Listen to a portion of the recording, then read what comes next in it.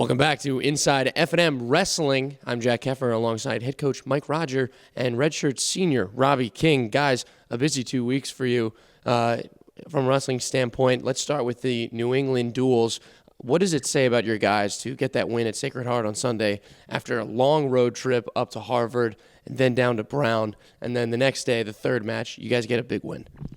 Yeah, it was a tough road trip. We knew it was going to be kind of a grind, but the only way logistically to make it work is kind of put them all together. So it shows a lot about these guys' toughness. You know, we had to go up on the night before, then the next day wrestle Harvard in the afternoon, get on the bus, drive out to Brown, wrestle Brown, get on the bus, drive about halfway to Sacred Heart, and then get up on Sunday and wrestle Sacred Heart. And those two matches, Harvard and Brown matches, they're both solid teams. We're a little bit banged up. We're not at full throttle. We have some guys redshirted. We have some guys injured.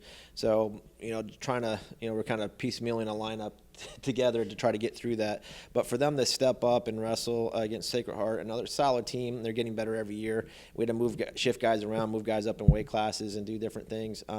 Shows a lot of heart with those guys, and it shows a lot of a lot of guys being selfish about either stepping out of lineup or moving up in a weight class just to try to fill up some of the gaps and to try to put together a match, what we did against Sacred Heart. And then coming home with a win, it's just tough to bounce back after two tough losses and do it on the road. But they did it, and it was nice to see them kind of finish off on a positive note coming down. Robbie, can you talk about that weekend and kind of what it's like for you as a wrestler preparing for all these different matches and how taxing it is? Yeah, well, I was kind of injured for that weekend. I had a little bit of a bum ankle, so I was really just focusing on making my weight, being available if the time needed me, if the coach needed me. The match was close. I could come in with a win. It'd be great just to help out. I was able to get some rest on Saturday and just trying to deal with the bus and traveling, keep your legs kind of fresh as much as possible. You're cramped on that bus, but then on Sunday against Sacred Heart, I knew what I had to do, just got in there, just worked my plan, and was able to come away with a win. Big weekend this last weekend, two tough dual meets against Drexel and Hofstra. That Hofstra match just right there without the forfeits at 197 and 285. Things could have gone a little bit differently there. Can you talk about the mindset for the wrestlers as you guys approach those weight classes and how the match went overall? Yeah. Well, I think the matches that we actually wrestled, we competed pretty well in. Going out into those matches, we knew we were going to just do with injury. We don't have another, heavyweight, and then 97, we're stuck with injury, and then even our options at 84 were limited. We couldn't move on 84 up because of another injury issue. So the only option we could possibly move a 74 up to 97. I didn't think it was fair for those guys to continue to do that, make weight and move up. So we just focused on individual guys. So we said the match is going to be the match. We'll do what we can, just try to improve individually, and hopefully things work out. But it was tough, up 18-10, and then just watching the points click off, and you can't do anything about it. And I hate to forfeit any weight classes. That's one thing that we've done a good job is filling all the voids. But sometimes you're just kind of stuck in a situation where you don't have any depth. We've just been really unfortunate with a lot of injuries this year. But again, it shows the heart of the guys that did compete and wrestled. I think everyone did a good job of doing the best they can. We don't give up a major at 74. That's a win. We get a major at 84. That's a win. So we could have won it, a couple different ways. But going through here on out, it's the same thing. If each individual guy focuses on themselves and developing and getting better, then the team results are going to improve. So that's what we're trying to focus on.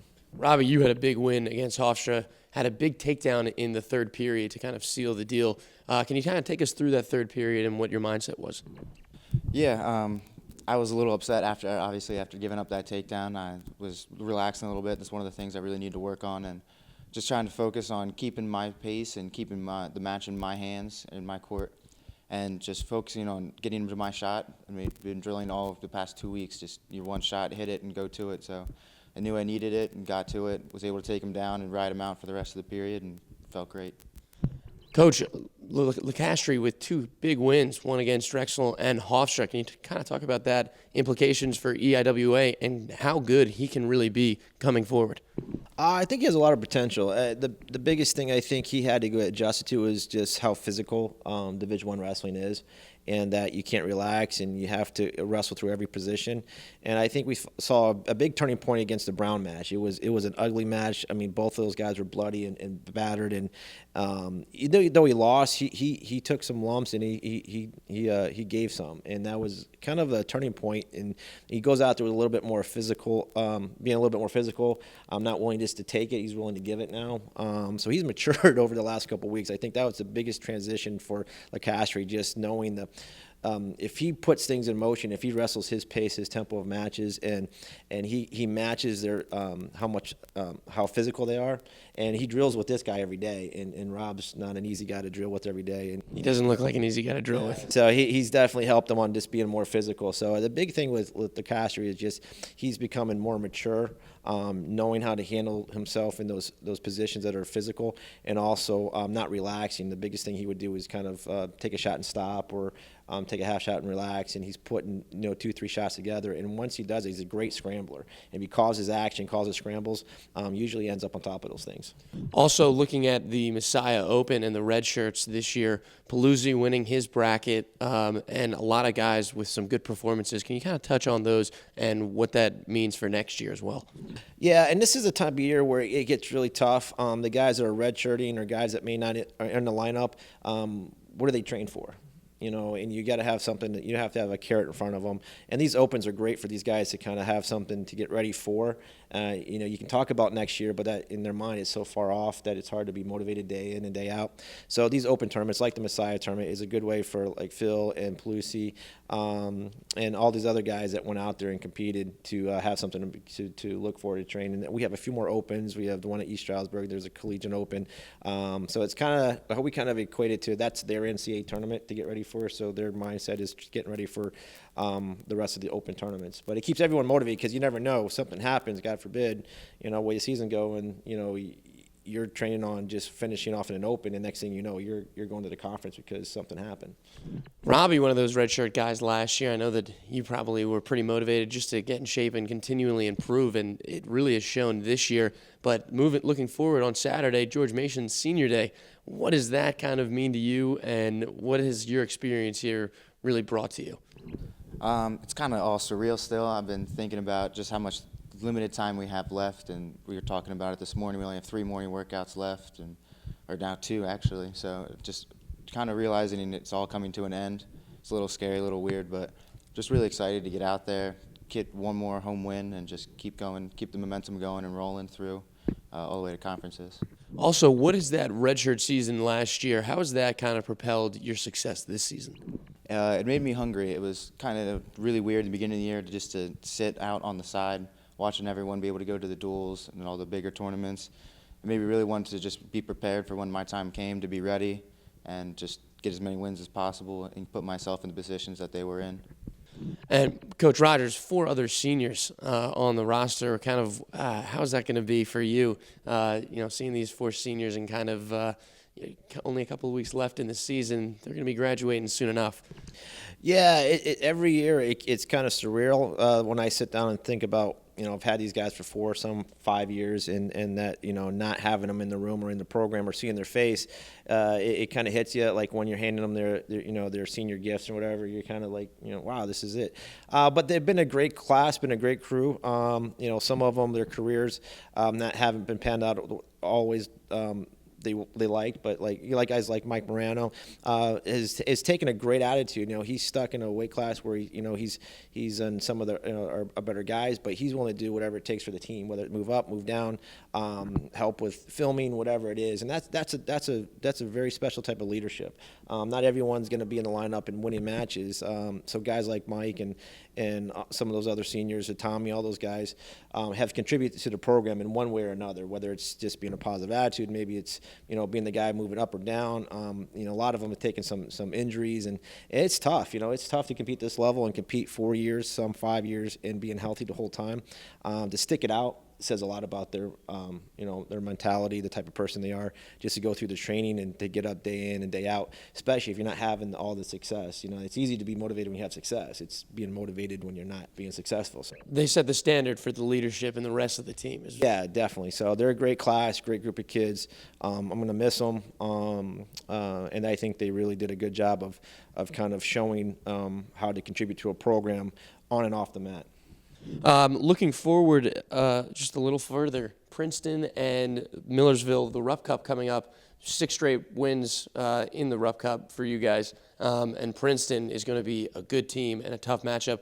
How are those two matchups going to prime you guys for the EIWA tournament? All the next 3 dual meets are going to be all very competitive. George Mason is going to be very similar to Hofstra. It's going to be tight matches. We're still not sure if we have our heavyweight back or a 97, so it's going to come down to bonus, giving up bonus. We got to win those 1-point matches. We got to win the ones we're not supposed to, and we got to kind of keep the ones that, if they're ahead of us, we got to cut into the lead. We can't give up bonus points. So that's going to prepare those guys going in, and obviously the Rupp Cup, Millersville, that's more of that's a pride thing too. They're a local team. We've won it for 6 straight years now. We want to keep that streak going. So if anything, we want to hang our hat on something. We want to keep that streak alive, and it's a good local rivalry. And then obviously ending up with Princeton, they're a conference team, very solid team. They're from top to bottom. I don't think they really have a weak weight class, so it's going to be a good test going into conference. And we've seen a lot of good conference guys, so I think our guys are prepared. They've seen, a variety of our conference, probably I think over half to 60% of the conference guys head to head. So there's no surprises, going in there. They know, where they stand and what they need to do. So I think we're as prepared as we can be. We need to, hopefully clean up some mistakes, and every day we're looking to get 1% better. And as we do that, I think, we'll let it fly in the conference time and see where things land. Robbie, and EIWAs are coming up pretty quickly. You've seen a lot of guys in conference. What do you think your chances are? How do you think, what's your mindset progressing through this tournament? So we're preparing for the tournament, just going to be kind of a little selfish throughout these next couple of duels, making sure I focus on what I need to focus on, getting better, just that 1% every day with these workouts that are winding down. And hopefully I'm able to get a good spot in the bracket and just focus on getting 1 win at a time and qualifying for those NCAAs. Hey, well, Robbie, best of luck in the EIWAs and the coming dual meets. You can see F&M back in action this Saturday night against George Mason. It's senior night, a 6 o'clock start time. For Mike Rogers and Robbie King, I'm Jack Heffer. Thank you for joining us here on Inside F&M Wrestling.